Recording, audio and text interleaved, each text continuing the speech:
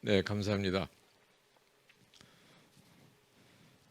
한 5주 전에 통일보건 의료학회에서 이 북한 관련 세미나를 했었는데요. 오늘 이 강의 준비하고 제가 조금 들어봤었습니다. 그때 우리 김신건 이사장님께서 그런 말씀을 하셨어요. 저한테 굉장히 인상적이었는데 상당히 제한된 정보 속에서 우리가 할 수 있는 것은 몇몇 가지 점선에 해당되는 정보들을 갖고 실선을 좀 그어보는 그런 스페큘레이션을 하는 정도일 거라고 얘기하셨는데 제 마음에 많이 와 닿았었습니다. 다음에 세 가지 질문을 저 스스로가 좀 던지면서 또 저 스스로가 점선을 좀 준비해 갖고 이 어떤 실선으로 연결할 가능성이 있는지를 같이 살펴보면 좋겠다는 그런 생각에서 슬라이드들을 좀 준비했습니다. 세 가지 우리가 좀 알고 싶은 또 답해야 될 질문들은 첫 번째는 북한의 코로나 상황은 과연 어떤 것인가. 제로 케이스라고 하는데 정말 한 건도 없었는지 있었는데 가리는 건지. 두 번째는 앞으로 이제 변이 바이러스라든지 뭐 백신 개발 이런 것, 백신 공급 이슈 이런 것들로 인해서 여러 가지 글로벌 팬데믹 상황이 계속 변할 텐데 글로벌 컨텍스트가 변함으로 인해서 북한의 현재 코로나 대응 정책, 소위 말해서 노 백시네이션 펄리시라고 하는 방금 전에 우리 제롬킴한테 들었는데요. 노 백시네이션 펄리시 어떤 변화의 그 가능성은 있는 것인지. 세 번째는 그런 변화의 가능성이 만약에 있다면은 그것은 현재 진행 중인 대북 경제 제재와 관련해서 어떤 그 시나리오 예측 가능한 시나리오들이 변화 시나리오들이 있을 수 있으며 그때의 그 한국의 역할 혹은 다른 그 인터내셔널 키 액터들의 역할은 좀 무엇일 수 있을지 그런 것들을 좀 살펴봤으면 좋겠습니다. 스페큘레이션이긴 하지만요. 2020년 11월 달에 공식된 보고에 의하면은 섬나라 태평양에 있는 몇몇 섬나라하고 중앙아프리카에 있는 투르크메니스탄 그다음에 북한 이렇게 한 8, 9나라가 코로나 제로 케이스라고 국가의 공식 입장을 밝혔습니다. 이걸 어떻게 받아들여야 할지 상당히 고민했는데 제가 중요시 생각했던 인디케이터가 하나쯤 있는데요. 과연 김정은 위원장은 마스크를 쓰느냐 안 쓰느냐가 저의 관심이었습니다. 그것도 김정은 주변에 사람들이 있을 때 그 주위 사람들은 마스크를 쓸 것인가 안 쓸 것인가. 2021년 1월 왼쪽의 사진이 2021년 1월에 제8차 그 공산당 대회를 할 때 조선노동당 8차 대회 할 때 사진입니다. 수백 명의 그 당 간부들이 집회에 모여 있었고 여기서 바로 한 5m, 10m 앞에 이런 그 메인 스테이지에 김정은 위원장과 다른 그 키 리더들이 자리하고 있는데 전원 아무도 마스크를 쓰지 않았습니다. 계속 인터넷에 제가 마스크를 쓴 김정은 위원장의 모습이 있는 걸 좀 찾아봤는데 찾지는 못했습니다. 흥미로운 거는 이 바로 다음 날 분과위원회에서는 또 전원이 또 마스크를 썼어요. 여기는 이제 김정은 위원장은 없는 거고요.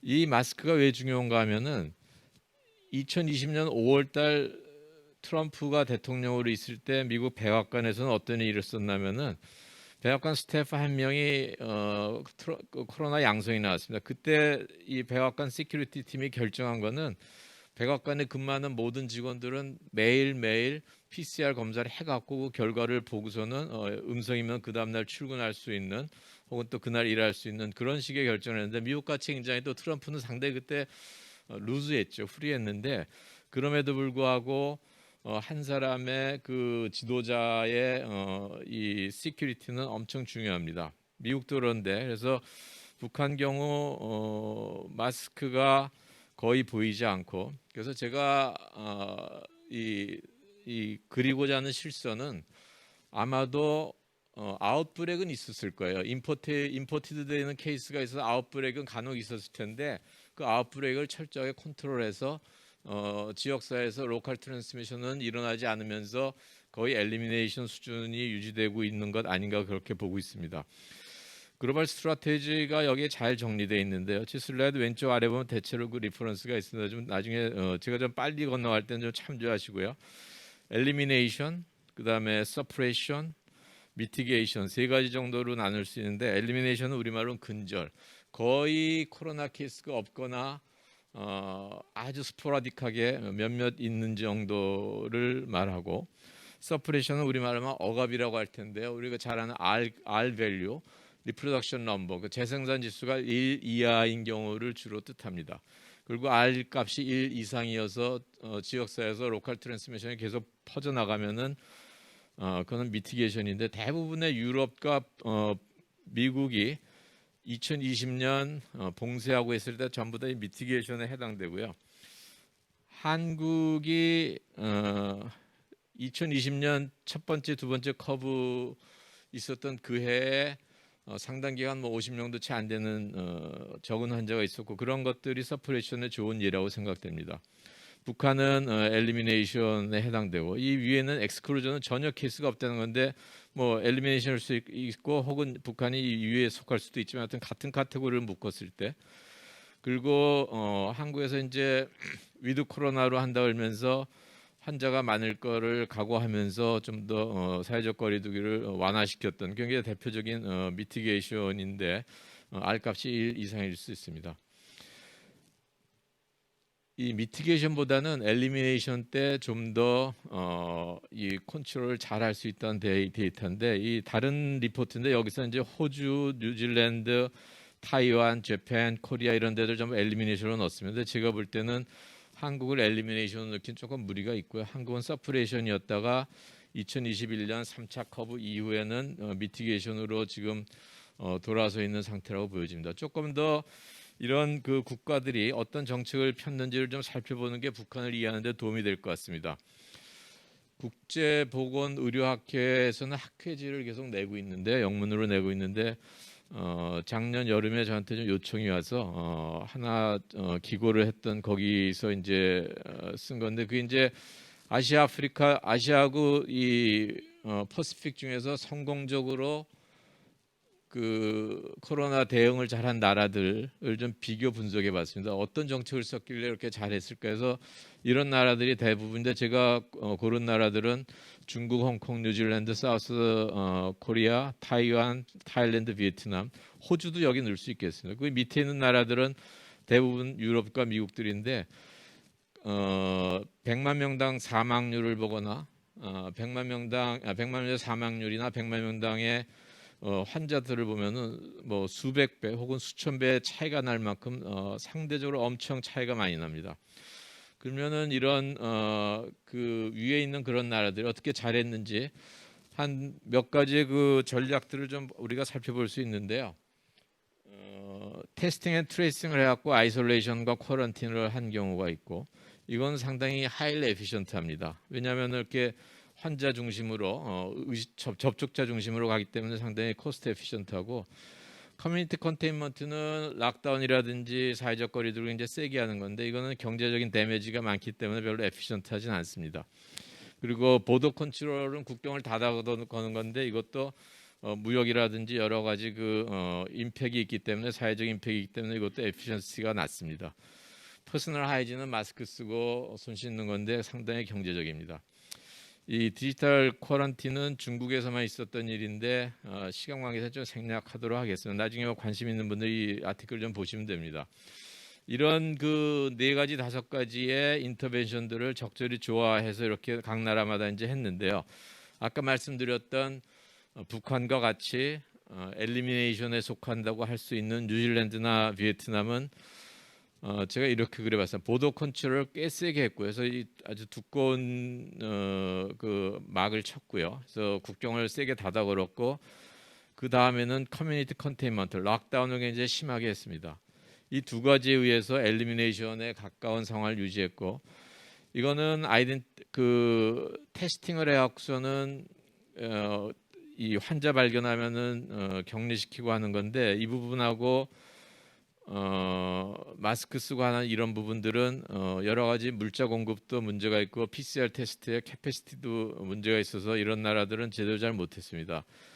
한국은 정반대입니다. 처음부터 국경을 별로 닫아 걸지도 않았고, 아마도 봉쇄를 안 하면서 성공적으로 했던 몇몇 안 되는 나라 중에 하나입니다. 그래서 봉쇄를 안 했기 때문에 굉장히 작게 그렸고요. 하지만 엄청나게 막강한 테스팅 트레이싱을 IT 기술을 이용해서 시행을 해서 촘촘히 환자 관리를 했고 접촉자 추적을 해냈습니다. 그리고 온 국민이 마스크 쓰는 거를 기꺼이 받아줬으면서 이 두 개가 메인 축이고 이 나라든 이 두 개가 메인 축인데 북한은 이쪽에 상당히 가깝습니다. 그래서 처음부터 전면 봉쇄를 하고 국경을 전면 봉쇄를 하고 그다음에 상당히 강력한 그 무브먼트 리스트릭션을 했는데 이 엘리미네이션 혹은 이거를 뭐 컨테인먼트라고도 어떤 다큐멘터리는 얘기하는데 엘리미네이션을 위해서는 세 가지가 필요한데 처음으로 이제 국경을 닫아 거는 게 필요하고요. 그다음에 봉쇄를 하기 때문에 그리고 무브먼트 리스트릭션 하기 때문에 사회의 그 인포멀 섹터들 이 잡을 잃는 사람들 혹은 취약계층에서 있는데 그들에게 경제적 지원을 해주는 게 중요하고 세 번째는 의심자가 생겼을 때 케이스 컨트롤, 케이스 베이스드 인터벤션을 해서 환자들을 발견하고 하는 건데 북한은 PCR 테스트가 상당히 부족했기 때문에 이렇게는 못했을 테고요. 그래서 저는 이제 이걸 이벤트 베이스드 인터벤션이라고 표현을 했는데 어떤 아웃브레이크가 의심되거나 어떤 지역 사회에 코로나 환자가 의심되는 경우 있는 몇 개의 부족하지만은 이런 걸 테스트를 할 수도 있고 아무튼 그래서 그 지역을 통째로 봉쇄하는 최근에 우리가 이제 중국에서 그런 일들이 많이 벌어지잖아요. 시안에서도 그렇고 어떤 지역이 의심되면 통째로 이렇게 컨테인먼트를 하는데 PCR 테스트 캐패시티가 없기 때문에 발열 지역이 있으면은 거기를 뭐 500명 혹은 5,000명 단위 이런 마을을 통째로 봉쇄하는 이런 식으로 아마 해갖고 비교적 성공적으로 엘리미네이션을 유지해 오고 있지 않을까 그렇게 생각을 합니다. 엘리미네이션 상태가 유지됐다는 건 거의 틀림없을 것 같아요. 왜냐하면은 마스크가 중요한 인디케이터인데 김정은 위원장 주변에 있는 대부분의 사람들이 항상 마스크를 쓰는 사진들이 너무 자주 나옵니다. 그리고 여러 타임 체크를 제가 해봤는데 뭐 처음 초창기에도 그렇고 최근에도 그렇고 이거는 X축은 얼만큼 많은 환자가 100만 명당 사망했는지고 Y축은 GDP 로스입니다. 경제와 그다음에 헬스 아웃컴을 비교한 건데 유럽 대부분의 유럽과 미국 포함해서 많은 환자가 죽었고 미국은 조금 경제 살리기 위해서 컴프로마이즈를 했기 때문에 경제 로스는 좀 적지만은 대부분의 유럽의 경제적인 손실이 굉장히 많았습니다. 록다운도 하고 그러느라고. 이 왼쪽에 있는 나라들은 아까 보셨던 그런 아웃컴이 헬스 아웃컴이 상당히 좋은 그래서 적은 환자가 사망했고 여기 이제 베트남이 들어가고 차이나, 한국, 뉴질랜드 이런 나라들이 들어갑니다. 그래서 대체로 경제적 손실이 거의 없거나 뭐 마이너스 5% 뉴질랜드는 봉쇄를 오래 했기 때문에 긴데요. 공식적인 GDP 로스를 보면은 북한하고 남한은 최근 2020년에 5% 정도 차이가 나면서 제가 서스펙트하는 거는 북한은 아마 베트남과 뉴질랜드 사이 세미열에 아마 한국보다 좀 낮은 어디쯤인가 있으면서 상당히 왼쪽에 이렇게 로케이션하는 그런 것일 수 있겠다 생각을 해봅니다.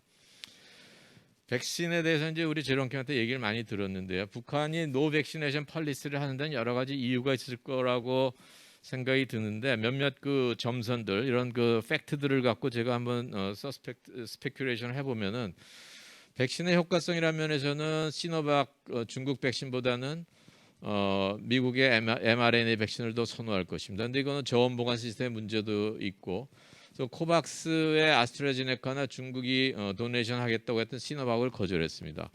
정치적인 고려가 상당히 중요할 텐데 미국 쪽 백신보다는 러시아나 중국 백신을 맞추고 싶어 할 텐데요. 정치로 훨씬 더 언스테빌리티가 없을 테고 그런데 이런 그 효과성 때문에 쉽지 않은 문제들이 있고요. 그리고 러시아 백신은 아직도 WHO 서티피케이션을 얻지 못했습니다.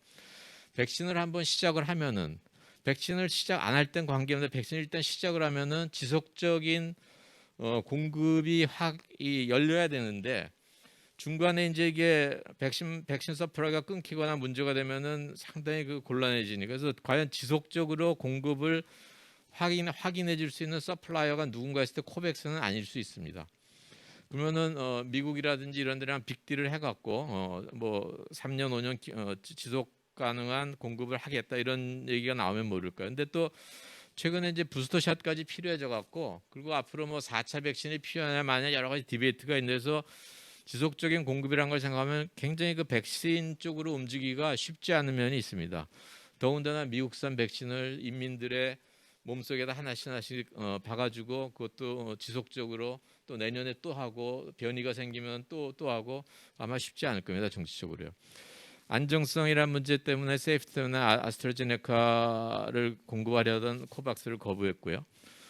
조건부 공급에 대한 부담이 있어서 코박스 쪽은 여러 가지 컨디션이 있습니다. 아까 들었죠. 그래서 그것도 거부했고, 이런 상황 속에서 치료제가 나왔습니다. 치료제는 제가 볼 때는 치료제가 상당히 매력적일 것 같아요. 왜냐하면은 이런 복잡한 이런 것 다 없고, 물론 이제 미국에서 나온 그 팍스로비드가 주로 대세긴 한데, 그리고 모든 인민한테 맞힐 필요도 없고, 모든 인민한테 미국산 백신에 익스포즈 시킬 필요 없는데, 당의 간부가 됐건 엘리트가 됐건 아픈 사람 중에서 확보한 그 이 약을 갖고 적절하게 공급을 해서 사망을 줄이면은 이것이 좀 더 효과적이고 여러 가지 그 센시티비티를 줄일 수 있는 길이 아닐까, 이런 스페큘레이션을 할 수 있을 것 같습니다. 그래서 여태까지 봤던 그 북한의 상황을 한마디로 정리하면은 스포라딕 아웃브레이크가 있었는데, 케이스 베이스드 컨트롤보다는 그 상황 자체를 통째로 컨트롤하는 집단 격리라든지 이런 것을 해서 상당히 낮은 수준의, 혹은 거의 엘리미네이션 된 수준의 코로나 환자를 유지했고, 그리고 백신은 검의 양날과 같아서 많은 고민이 있는데 이 시점에 이 치료제가 나온 것, 그렇게 저는 지금 스페큘레이션을 하고 있습니다. 이제 두 번째는 앞으로 글로벌 이 상황이 어떻게 변할지, 그리고 거기에 따라서 북한의 펄리시 시프트가 백신에서부터 노백신 펄리시가 과연 바뀔 수 있을지, 엘리미네이션 골을 유지할 수 있을지, 그런 것들을 좀 살펴보겠습니다. 글로벌 시츄에이션을 예측하는데 결국 제일 중요한 건 변이와 백신 사이의 치열한 전쟁입니다. 그래서 델타 변이가 7월부터 이제 작년 7월부터 많이 생겨서 지금 완전 대세가 됐었는데요. 얼마 전까지 델타 변이는 R 밸류가, 재생산 지수가 5 내지 6 정도입니다. 그래서 우한에서 나왔던 초창기의 그 바이러스에 비해서 한 2배 가량 높습니다. 그것은 무엇을 의미하냐면은 처음에 백신이 나왔을 때 누구나 다 집단 면역을 얘기했습니다. 그 한 60 내지 70%가 백신을 맞으면 집단 면역에 이를 거라는 희망을 가졌었는데, 그게 이거는 이제 우한 바이러스에 대한 거고요. R 값이 그렇게 높지 않은, R 값이 한 3이나 2.5쯤 되는. 근데 델타 변이가 주종을 이루면서 너무 전파력이 세기 때문에 이 백신 커버리지가 95 내지 100%에 가까워야만 집단 면역을 이룰 수 있다는 게 이제 맥킨지 리포트에 나와 있습니다. 그래서 근데 거의 95%나 100%는 불가능하죠. 왜냐하면 어린아이들도 백신 맞아야 되는 굉장히 복잡한 문제가 있어서.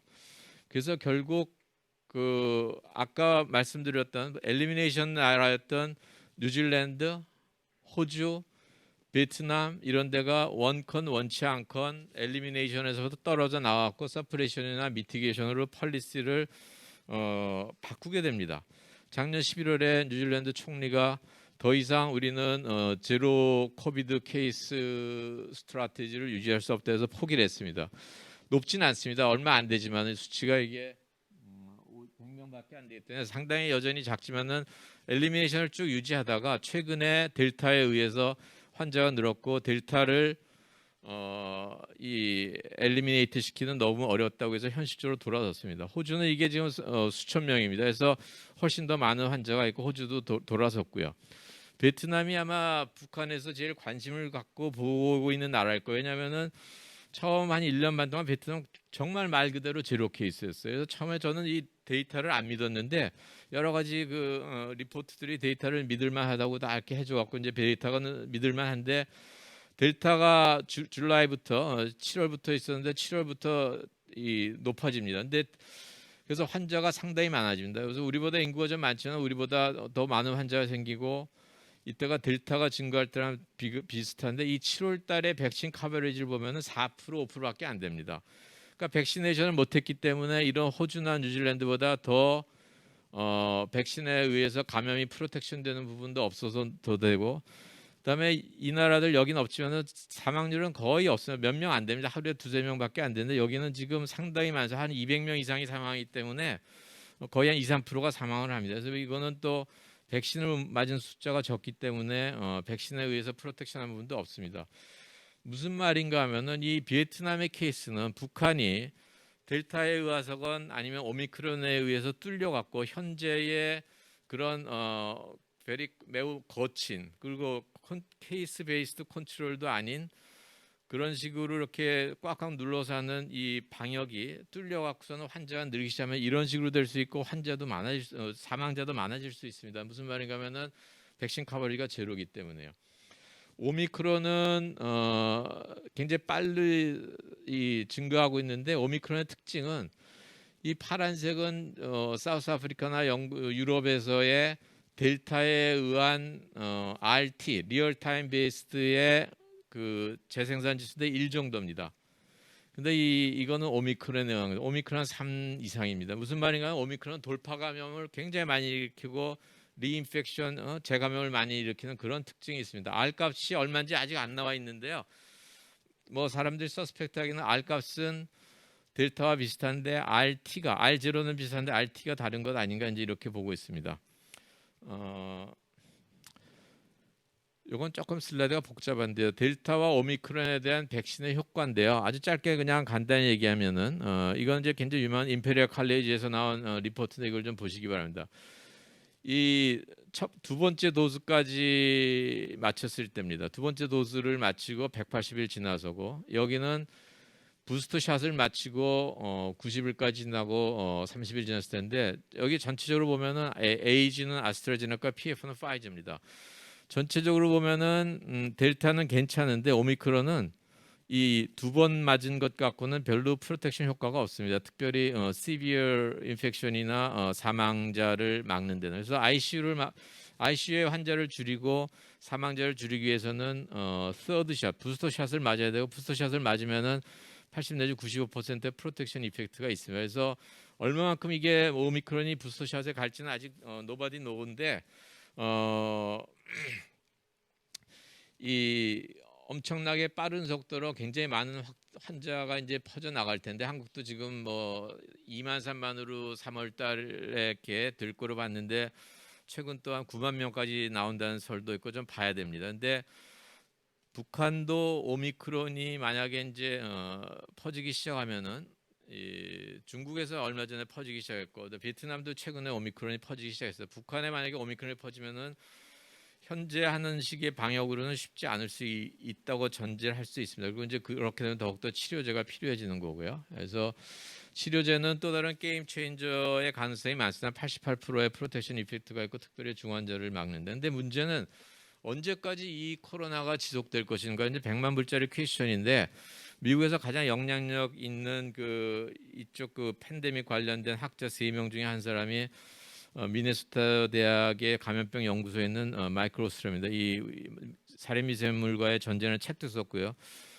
거의 전 세계의 모든 사람이 either infected or vaccinated, 자연 감염되거나 백신을 맞거나 해서 면역이 형성될 때까지 팬데믹은 끝나지 않을 거다. 아까 보셨잖아요. 95% 내지 100%가 돼야만 델타에서 이렇게 되는데 이제 오미크론은 더 그렇죠. 그래서 팬데믹에 대한 예후를 오미크론 나오기 전까지는 뭐 한 1, 2년 후면 이제 잡히는 거 아닌가, 뭐 위드 코로나 이런 쪽으로 많이 얘기를 했는데 오미크론이 나오면서 상당히 그 변이에 대한 이해를 깊이 할 수밖에 없었고 그러면서 상당히 이제 전망을 쉽게 내놓지 못합니다. 이제 서너 장 슬라이드 남았는데요. 작년 12월 달, 그러니까 1개월 전에 국정원 원장이 미국이 담대하게 백신을 내준다면은 북한이 대화에 나올 수도 있다는 하나의 또 다른 나름의 점선과 이런 걸 드러냈습니다. 글로벌 인텔리전스 서밋에서 축소하면서 공식적으로 많은 그 외국인들한테 했던 거고요. 금년 1월 1일 노동당 신문에는 김정은 그 위원장의 메시지가 비상 방역이 가장 중요하다 금년에는, 그리고 대남 대미에 대한 그 공격이라든지 이런 건 전혀 일치하지 않았습니다. 비상 방역에 따른 사태에 따라서 한국이나 혹은 미국의 어떤 그 SOS를 보내야 될지 모르는 그런 상황도 어느 정도 염두에 둔 것 아닌가 싶습니다. 자, 이제 우리가 어떤 시나리오들이 있는지 조금 실선의 마지막 부분을 좀 살펴보겠습니다. 저는 북한을 가보지도 않았고 북한 관련된 굉장히 제한된 경험이 있기 때문에 제가 그린 실선은 틀릴 수가 있기 때문에 여기 앉아 계신 혹은 우리 유튜브 듣는 분 중에서 제가 던진 몇 개 점선으로 또 다른 실선을 좀 더 촘촘하게 잘 그려내실 수 있으면 좋겠습니다. 첫 번째는 빅 트레이드 오프인데요. 제가 본 거는 경제 제재를 해제하고 백신 및 치료제를 공급하는 이 커다란 선물과 비핵화를 통 크게 갖고 오는 이 두 가지를 맞바꾸는 겁니다. 빅 트레이드인데 아무튼 그 이론상 이제 첫 번째 시나리오고요. 두 번째는 비핵화를 완전히 하는 것은 북한에서 너무 정치적으로도 이 갬블이기 때문에 전체적인 비핵화는 안 할 때만 부분적인 비핵화를 한다고 쳤을 때 그러면 경제 제재도 부분적으로 하고 아까 그 백신이 갖는 그 델리케이트한 면을 얘기했던 백신보다는 혹시 치료제 혹은 백신 아니면 치료제 대신 백신 아무튼 둘 중에 하나 정도 혹은 둘 다 안 돼 일시적으로 3년 5년치 롱텀이 아니지만은 한 1년치라든지 이런 식으로 아무튼 파셜 한 부분과 부분적인 경제 제재를 묶어서 이것과 부분적인 비핵화를 갖고 오는 것 이런 맞바꾸는 것 이게 두 번째 생각해 볼 수 있는 시나리오라고 봤고요. 트레이드 오프가 없는 경우입니다. 이거는 여전히 우리가 많이 이야기하고 또 오늘 모여 있는 목적 중에 하나인데 이제 휴머니테리안 접근 중에서 백신과 휴머니테리안 어프로치인데 백신 혹은 치료제가 중요하니까 이런 것들을 공급하고 혹은 노 백신 펄리시, 노 안티바이럴 펄리시를 북한이 계속 할 수도 있고 이 다른 것 중에는 오늘 오전에 그 제프리 삭스가 얘기하는 거 제가 조금 들으면서 생각했는데 이 제프리 삭스가 얘기할 때 그런 걸 많이 강조하더라고요. 북한의 백신 공장을 세우거나 치료제 공장을 세우는 것들에 대해서 북한이 굉장히 관심이 많을 거다 그랬는데 그런 것들이 해당될 수 있을 테고요. 아무튼 이 북한 비전문가인 제가 매우 거칠게 한번 시나리오 플래닝을 좀 해봤습니다.